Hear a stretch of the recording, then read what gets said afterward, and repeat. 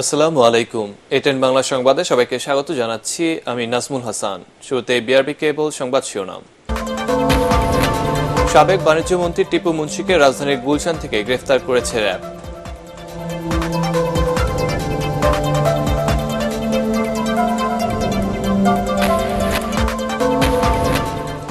বিগত সরকারের আমলে প্রভাবশালীরা কে কত টাকা আত্মসাৎ করেছে তার হিসাব হচ্ছে। প্রধান উপদেষ্টার কার্যালয়ে ডক্টর দেবপ্রিয়কে প্রধান করে শ্বেতপত্র প্রণয়ন কমিটি। জামাত শিবিরের রাজনীতি নিষিদ্ধের আদেশ বাতিল, ধর্ম ও দলীয় ভিত্তিতে দেশকে বিভক্ত না করার আহ্বান দলীয় আমিরের।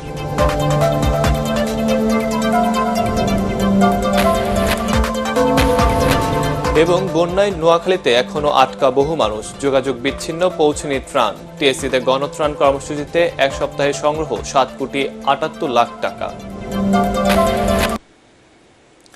শুনছিলেন বিআরবি কেবল সংবাদ শিরোনাম, এবার বিস্তারিত। সাবেক বাণিজ্য মন্ত্রী টিপু মুন্সিকে রাজধানীর গুলশান থেকে গ্রেফতার করেছে র্যাব।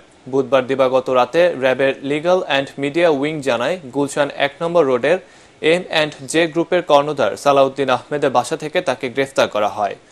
বৈষম্য বিরোধী ছাত্র আন্দোলন চলাকালে রংপুরে গুলিবিদ্ধ হয়ে এক স্বর্ণ কারিগর নিহতের মামলায় তিনি গ্রেফতার হন। একই ঘটনায় গত 17 আগস্ট জাতীয় সংসদের স্পিকার শিরিন শারমিন চৌধুরী সহ 17 জনের বিরুদ্ধে আদালতে হত্যা মামলা দায়ের করেন নিহতের স্ত্রী দিলরুবা আক্তার। ব্যাংকের টাকা আত্মসাৎকারীদের বিরুদ্ধে সরকারের কঠোর অবস্থানের কথা জানিয়েছেন অন্তর্বর্তী সরকারের প্রধান উপদেষ্টা ডক্টর মোহাম্মদ ইউনূস। সাবেক প্রধানমন্ত্রী শেখ হাসিনা সরকারের শাসনামলে যেসব অসাধু ব্যবসায়ী ও প্রভাবশালী ব্যক্তি নামে বেনামে কে কত টাকা ঋণ আত্মসাৎ করেছে তার হিসাব করা হচ্ছে বলেও জানিয়েছেন তিনি। প্রধান উপদেষ্টার প্রেস উইং থেকে জানানো হয়, এক সংবাদ বিজ্ঞপ্তিতে একথা জানানো হয়। এই বিজ্ঞপ্তিতে বলা হয়, অসাধু ব্যবসায়ী ও প্রভাবশালী ব্যক্তি সাম্প্রতিক বছরগুলোতে ব্যাংকিং খাতে ব্যাপক দুর্নীতি ও প্রতারণার মাধ্যমে নামে বেনামে বিপুল পরিমাণ অর্থ আত্মসাৎ করেছে। এসব অর্থ বিদেশে পাচার করেছেন, যার সঠিক পরিমাণ নির্ণয়ের কাজ চলছে। আত্মসাৎ করা অর্থের পরিমাণ লাখ কোটি টাকার বেশি হতে পারে। বিজ্ঞপ্তিতে আরও বলা হয়, এ ধরনের দুর্নীতি ও অর্থ পাচারের সঙ্গে সংশ্লিষ্ট ব্যাংক ও আর্থিক প্রতিষ্ঠানগুলোর ইতিমধ্যে সংস্কার কার্যক্রম শুরু হয়েছে। এদিকে বাংলাদেশের বিদ্যমান অর্থনৈতিক অবস্থার শ্বেতপত্র প্রণয়ন কমিটির প্রধান করা হয়েছে বরেণ্য অর্থনীতিবিদ ডক্টর দেবপ্রিয় ভট্টাচার্যকে। এক প্রজ্ঞাপনের মাধ্যমে তাকে এই কমিটির প্রধান করা হয়। প্রধান উপদেষ্টার কার্যালয়ের প্রশাসন বিভাগের মহাসচিব আহসান কিবরিয়া সিদ্দিকীর সই করা প্রজ্ঞাপনে বলা হয়, বাংলাদেশের বিদ্যমান অর্থনৈতিক অবস্থার শ্বেতপত্র প্রণয়নের লক্ষ্যে বরেণ্য ব্যক্তিত্ব ও বিশিষ্ট অর্থনীতিবিদ ডক্টর দেবপ্রিয় ভট্টাচার্যকে প্রধান করে সরকার একটি কমিটি গঠনের সিদ্ধান্ত নিয়েছে। অন্তর্বর্তীকালীন সরকারের প্রধান উপদেষ্টার অনুমতিক্রমে তিনি কমিটির অপর সদস্যদের মনোনীত করবেন বলে জানানো হয়। জামায়াতে ইসলামীর রাজনীতি নিষিদ্ধের সিদ্ধান্ত বাতিল করে প্রজ্ঞাপন জারি করেছে সরকার। দলটির বিরুদ্ধে সন্ত্রাসের অভিযোগ প্রমাণিত না হওয়ায় এই সিদ্ধান্ত নেওয়ার কথা জানান আইন উপদেষ্টা। তিনি বলেন, আওয়ামী লীগ উদ্দেশ্যমূলকভাবে জামায়াতকে নিষিদ্ধ করলেও বর্তমান সরকার কোনো দলকে নিষিদ্ধ করবে না। রিপোর্টে জানাচ্ছেন মাহবুব কবির চপল। বাংলাদেশের রাজনীতি অনেকটা দাবা খেলার মতো, পাশার দান পাল্টে যেতে সময় লাগে না। মাসখানেক আগে যে দলকে নিষিদ্ধ করে আওয়ামী লীগ সরকার, সে জামায়াতে ইসলামী এখন মুক্ত। তাদের নিষেধাজ্ঞা প্রত্যাহার করে প্রজ্ঞাপন জারি করা হয়েছে। কেন এই সিদ্ধান্ত, তার ব্যাখ্যা দিলেন আইন উপদেষ্টা। আওয়ামী লীগ কোনো নীতিগত অবস্থান থেকে জামায়াতকে নিষিদ্ধ করে নাই। আওয়ামী লীগ রাজনৈতিক অপকৌশলের জন্য, ছাত্র জনতার বিপ্লবকে নির্মমভাবে দমন করার জন্য এই ইস্যুটাকে এইভাবে ব্যবহার করেছিল। স্বরাষ্ট্র মন্ত্রণালয় থেকে তারা পরীক্ষা নিরীক্ষা করে দেখেছে, আওয়ামী লীগের পক্ষ থেকে ছাত্র জনতার গণবিপ্লবকে যেভাবে সন্ত্রাসী কর্মকাণ্ড আখ্যায়িত করা হয়েছিল, জঙ্গি কর্মকাণ্ড আখ্যায়িত করেছিল, এটার পার্ট হিসাবে জামায়াতকে নিষিদ্ধ করা হয়েছিল। এই ন্যারেটিভটা সত্যি না। আওয়ামী লীগ বাংলাদেশের স্বাধীনতা সংগ্রামে নেতৃত্ব প্রদানকারী দল। বিভিন্ন গণতান্ত্রিক সংগ্রামে এই দলটার অবদান ছিল। গত 15 বছর তারা যা করেছে সেটা তাদের ঐতিহ্যের সাথে যায় না। এই কর্মকাণ্ডের জন্য ব্যক্তিগত দায় থাকতে পারে। দল হিসাবে আওয়ামী লীগ নিষিদ্ধ করা দল হিসাবে মনে হয় না সমীচীন হবে। এদিকে জামাতের নিবন্ধন ফিরে পেতে আদালতের শরণাপন্ন হচ্ছে দলটি। রেজিস্ট্রেশন বাতিলের যে আপিল আপিল বিভাগে দায়ের করা হয়েছিল, এই মামলাটি ডিসমিস ফর ডিফল্ট হয়েছে।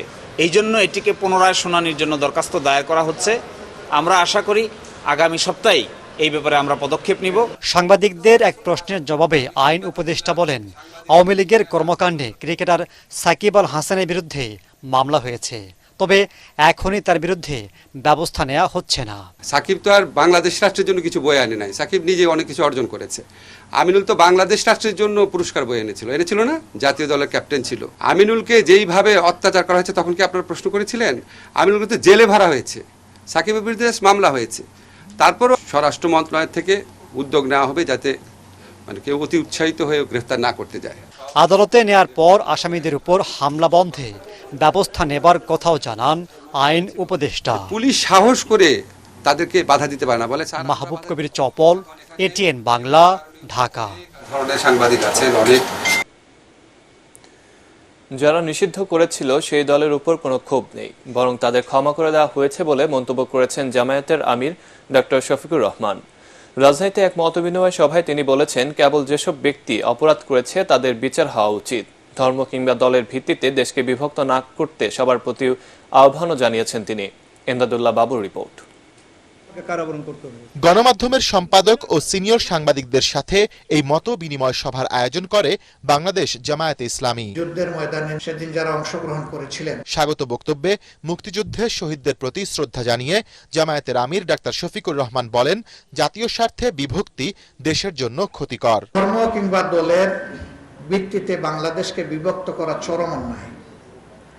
আর যেই জাতি এই ধরনের বিষয় নিয়ে বিভক্ত হয়ে পড়ে, এই জাতি হয় একটা দুর্বল জাতি, এবং দুর্বল জাতির উপরে অন্যরা মাতব্বরি করার সুযোগ পায়। এই মাতব্বরির জায়গাটা আমরাই তৈরি করে দিই। এ সময় মুক্ত আলোচনায় সম্পাদকরা বিভিন্ন সরকারের সময় গণমাধ্যমের উপর হস্তক্ষেপের সমালোচনা করেন। একটা না আমাকে কারাবরণ করতে হয়েছে, এবং বিনা কারণ। আমরা এমন একটা বাংলাদেশ চাই যেখানে সকলে ন্যায় বিচার পাবে। গণতান্ত্রিক কাঠামো যদি সঠিক থাকে, সে দেশের সাংবাদিকতা, সে দেশের মত প্রকাশের স্বাধীনতা ও সমুন্নত থাকে। গণমাধ্যমকে যদি কণ্ঠরোধ করে রাখা হয়, তাহলে কিন্তু এদেশে ন্যায় বিচার প্রতিষ্ঠা করা সম্ভব হবে না। গণমাধ্যম যাতে নিষ্পেষিত মানুষের কথা বলতে পারে, গণমাধ্যম যাতে এদেশে রাজনীতিতে যে বিভাজন সৃষ্টি করে মানুষের মধ্যে অনৈক্য তৈরি করবার চেষ্টা যারা করেছে, তাদের বিরুদ্ধে সংবাদ পরিবেশন করতে পারে। সমাপনী বক্তব্যে আমিরে জামায়াত জানান, তার দল শুধু গণমাধ্যম নয়, সবার স্বাধীন মত প্রকাশের অধিকার নিশ্চিতে প্রতিশ্রুতিবদ্ধ। এ সময় জামায়াতের নিষেধাজ্ঞা প্রত্যাহারের বিষয়ে প্রতিক্রিয়াও জানান তিনি। রাজনৈতিক দল হিসাবে কারো প্রতি আমাদের কোনো ক্ষোভ নেই, আমরা সবাইকে ক্ষমা করে দিলাম। কিন্তু যিনি সুনির্দিষ্ট ক্রাইম কমিট করেছে, তার ওই নির্দিষ্ট ক্রাইমের শাস্তি, সেটা আমার সাথে হোক, আপনার সাথে হোক, যার সাথে হোক, তাকে পেতে হবে। এটা যদি নিশ্চিত না হয়, তাইলে সমাজে কোনো সংশোধন হবে না। ভবিষ্যতে আমরা যখন কোনো সুযোগ পাব, আমরাই যাতে আবার আরেকজনের উপরে জুলুম না করি, আপনারা আমাদেরকে শক্তভাবে ধরে সাহায্য করবেন। যে কষ্ট আমরা পেয়েছি অন্যদের দ্বারা, আমাদের দ্বারা যেন একই কষ্টটা অন্য কেউ না পায়। বিদেশি রাষ্ট্রের উদ্দেশ্যে তিনি বলেন, জনগণই নেবে দেশের যে কোনো সিদ্ধান্ত। ইমদাদুল্লাহ বাবু, এটিএন বাংলা, ঢাকা। গ্রাহকের স্বার্থে এস আলমের সম্পত্তি বিক্রি করে আমানতকারীদের অর্থ পরিশোধ করা হবে বলে জানিয়েছেন বাংলাদেশ ব্যাংকের গভর্নর আহসান এইচ মনসুর। আইনি প্রক্রিয়ায় এস আলমের সম্পদ বিক্রি করা হবে বলে জানিয়ে তাদের সম্পদ ব্যবসায়ীদের না কেনার পরামর্শ দিয়েছেন তিনি। সংবাদ সম্মেলনে বাংলাদেশ ব্যাংকের উপর গ্রাহকদের আস্থা রাখার অনুরোধ জানান গভর্নর। এ সময় দুর্বল ব্যাংক থেকে টাকা উত্তোলনে গ্রাহকদের ধৈর্য ধরার কথাও বলেন তিনি। শারফুল আলমের রিপোর্ট।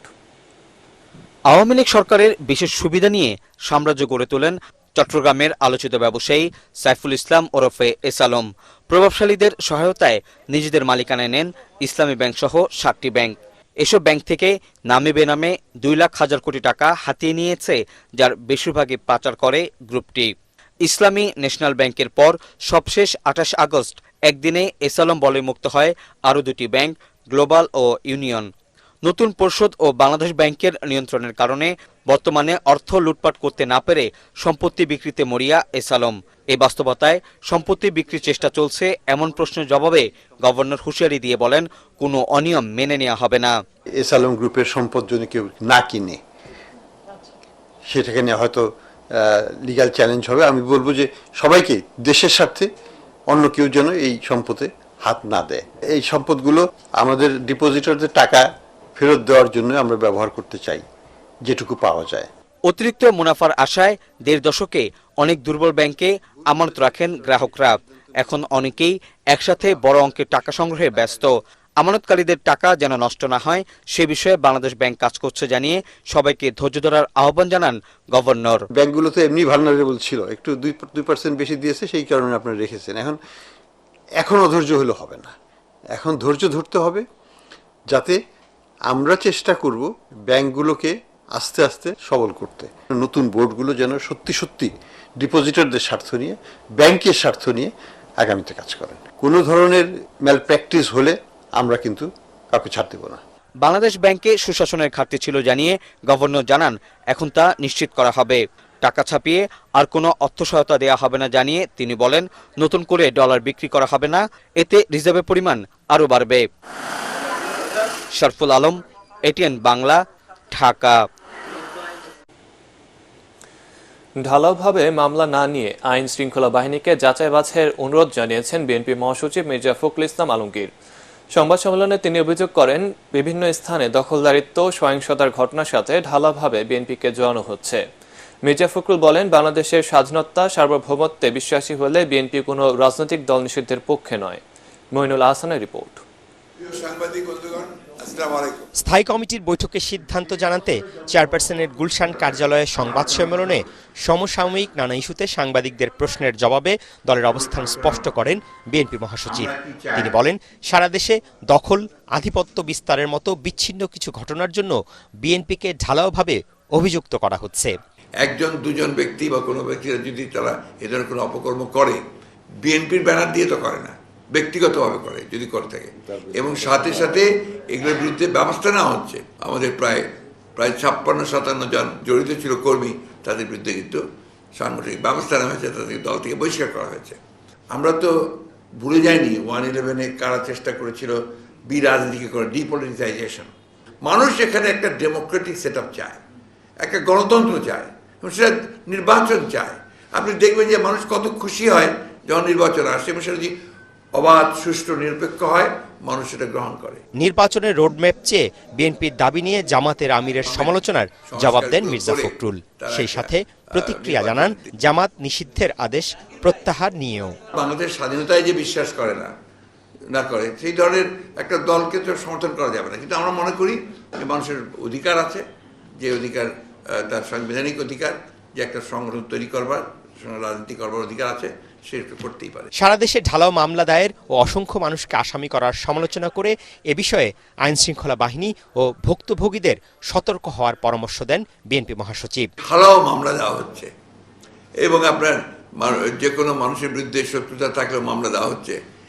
এই মামলাগুলো নেওয়ার আগে আপনার আইন শৃঙ্খলা রক্ষাকারী বাহিনী যেন একটু যাচাই করে নেয়, তা নাহলে একটু ব্যক্তিগত সূত্র থাকলেও তার নাম দিয়ে দেওয়া হচ্ছে। আপনার খাগড়াছড়িতে কোনো ঘটনা ঘটেছে, সেটার মামলা দিয়ে দিচ্ছে আপনার গোটা দেশের নেতাদেরকে কেন্দ্র করে। এটা একটা বিরূপ ঘটনা ঘটছে। আমি মনে করি যে এটা আপনার একেবারেই বন্ধ হওয়া দরকার। এ সময় জানানো হয়, বন্যার কারণে এবার দলের প্রতিষ্ঠা বার্ষিকীতে ব্যাপক আয়োজন না করে সেই অর্থ দুর্গতদের সাহায্যে দেয়া হবে। মইনুল আহসান, এটিএন বাংলা, ঢাকা। নোয়াখালীর কবিরহাটে বন্যার পানি বৃদ্ধি পাওয়ায় আশ্রয়কেন্দ্রগুলোতে পানি ঢুকতে শুরু করেছে। দুর্গম গ্রামগুলোতে এখন আটকা পড়ে আছে অসংখ্য মানুষ। এদিকে বন্যায় রাস্তাঘাট নষ্ট হয়ে যাওয়ায় দুর্গত এলাকায় ত্রাণ পৌঁছানো কষ্টসাধ্য হয়ে পড়েছে। এতে তীব্র খাদ্য সংকটে পড়েছে বানভাসী মানুষ। কবিরহাটের বিভিন্ন গ্রাম ঘুরে রিপোর্ট করছেন মুশফিকুর রহমান, ছবি তুলেছেন ইমদাদুল হক।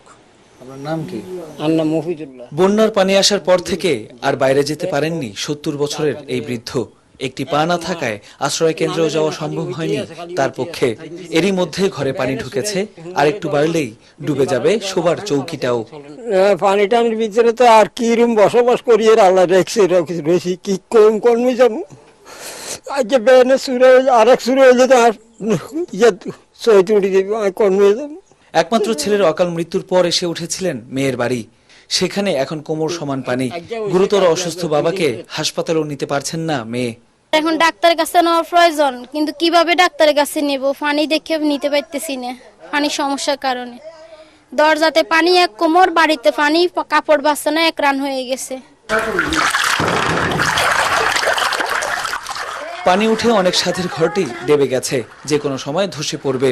মৃত্যু ভয়ে সন্তানদের নিয়ে পাশের আশ্রয় কেন্দ্রে উঠেছেন এই মা।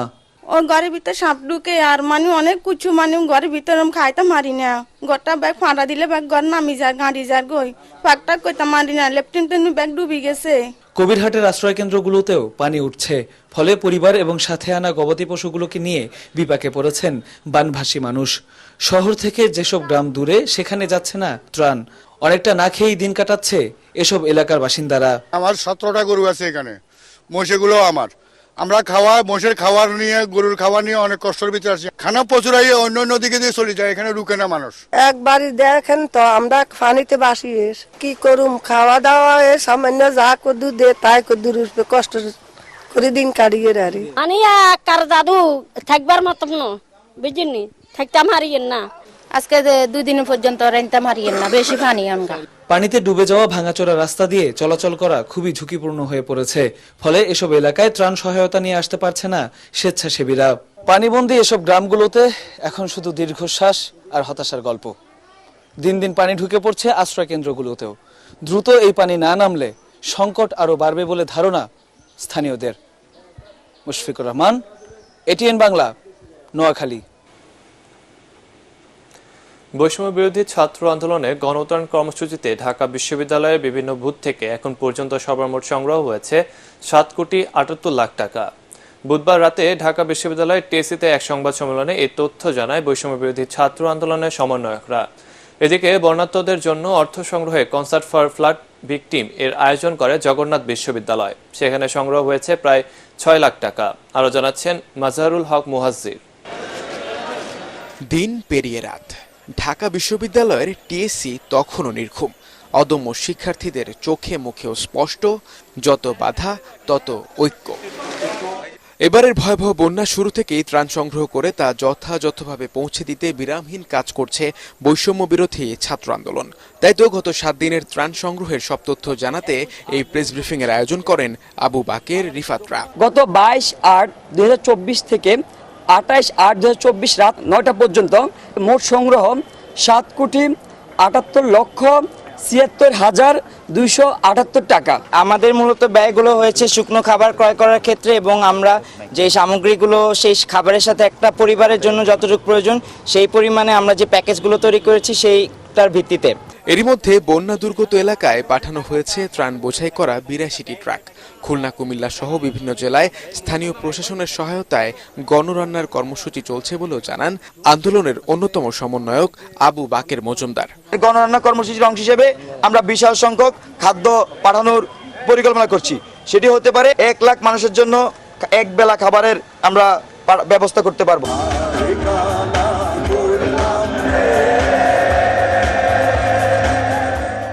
এদিকে বন্যার্তদের সহায়তার জন্য অর্থ সংগ্রহে জগন্নাথ বিশ্ববিদ্যালয়ে চ্যারিটি কনসার্টের আয়োজন করা হয়। কনসার্ট ফর ফ্লাড ভিকটিম শিরোনামে কনসার্টের আয়োজন করেছে Jagannath university band music association. এই সকলের প্রচেষ্টা মিলেই, সকলের সমন্বয়ে আমাদের যে প্রাপ্ত অর্থ, এটাই আমরা বন্যা কবলিত মানুষদের সাহায্যার্থে পাঠিয়ে দেব। আমি লাস্ট যখন জানি তখন 5 লাখ টাকা মতো ছিল, হোপফুলি এটা আরো বেশি। কনসার্টে টিকিটের মূল্য ধরা হয় 250 টাকা, যেখানে বিনা পারিশ্রমিকে মঞ্চ মাতিয়েছেন শিরোনামহীন অ্যাভয়েড রাফা সহ স্বনামধন্য 11টি ব্যান্ড দল। মাজহারুল হক মুহাজির, এটিএন বাংলা, ঢাকা।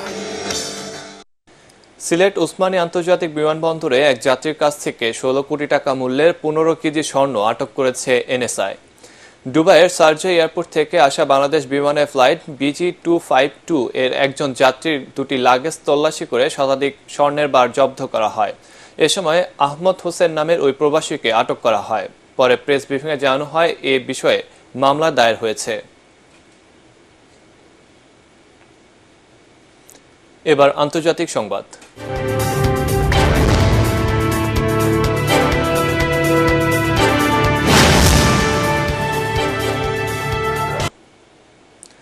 জাপানের দিকে ধেয়ে আসছে শক্তিশালী ঘূর্ণিঝড় শানশান, আর তাই জাপানের দক্ষিণ পশ্চিমাঞ্চলীয় দ্বীপ কিউশুতে জরুরি সতর্কবার্তা দেওয়া হয়েছে। আবহাওয়া দপ্তরের পূর্বাভাস অনুযায়ী কিউশুর কাগোশিমা শহরে উপকূলে আছড়ে পড়তে পারে শানশান।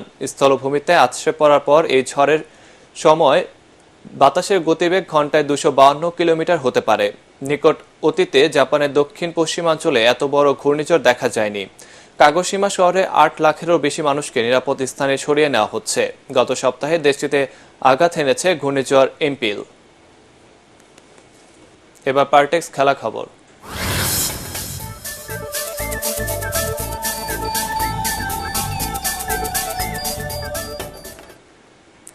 স্বাগতিক নেপালকে 4-1 গোলে বিধ্বস্ত করে সাফ অনূর্ধ্ব 20 ফুটবলের শিরোপা জিতল বাংলাদেশ।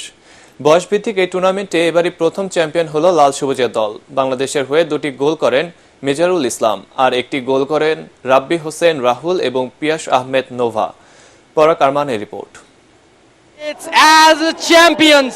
গোলটা তো শুধুই খেলায় জয়ের নিয়ামক, কিন্তু শ্রেষ্ঠত্ব প্রমাণে চাই পারফরমেন্স আর দক্ষতার চূড়ান্ত বাস্তবায়ন। সেই ফুটবল শৈলী দেখিয়েই প্রথমবারের মতো সাফ অনূর্ধ্ব 20 চ্যাম্পিয়নশিপে শিরোপা জিতল বাংলাদেশ। তাতে গ্রুপ পর্বে নেপালের কাছে পরাজয়ের প্রতিশোধ নিল মারুফুল হকের শিষ্যরা। তবে কাঠমান্ডুর আনফা স্পোর্টস কমপ্লেক্সে প্রথমার্ধে প্রাধান্য ছিল স্বাগতিকদেরই, কিন্তু এই অর্ধে যোগ করার সময়ে অসাধারণ এক ফ্রি কিকে দলকে লিড এনে দেন মিরাজুল ইসলাম।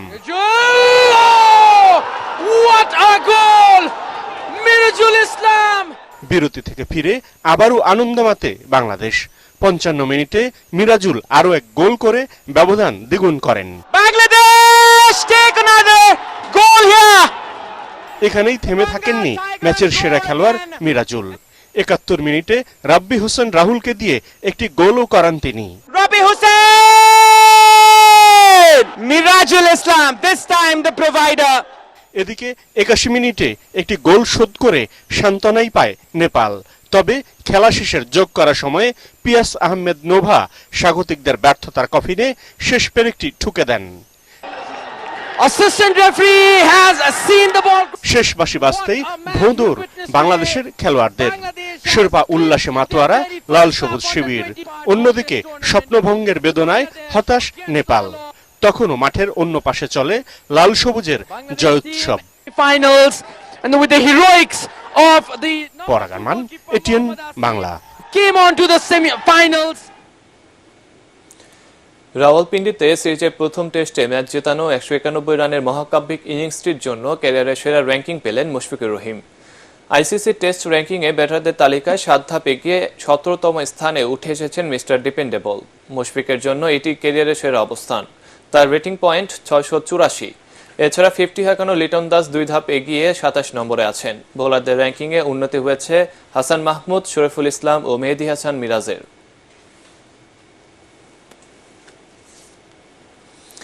শেষ করার আগে বিআরবি কেবল সংবাদ শিরোনাম আরেকবার। সাবেক বাণিজ্যমন্ত্রী টিপু মুন্সিকে রাজধানীর গুলশান থেকে গ্রেফতার করেছে র্যাব।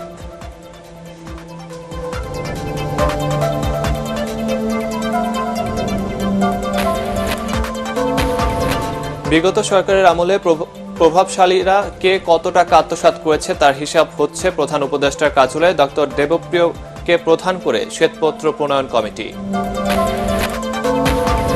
জামাত শিবিরের রাজনীতি নিষিদ্ধের আদেশ বাতিল, ধর্ম দলীয় ভিত্তিতে দেশকে বিভক্ত না করার আহ্বান দলীয় আমিরের।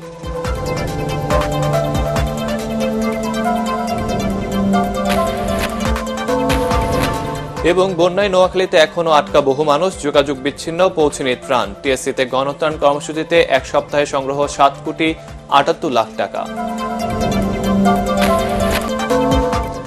দর্শক, পরবর্তী সংবাদ দেখার আমন্ত্রণ জানিয়ে এখনকার মতো শেষ করছি। এটিএন বাংলা সংবাদ ইউটিউবে দেখতে ব্রাউজ করুন youtube/ATN বাংলা নিউজ।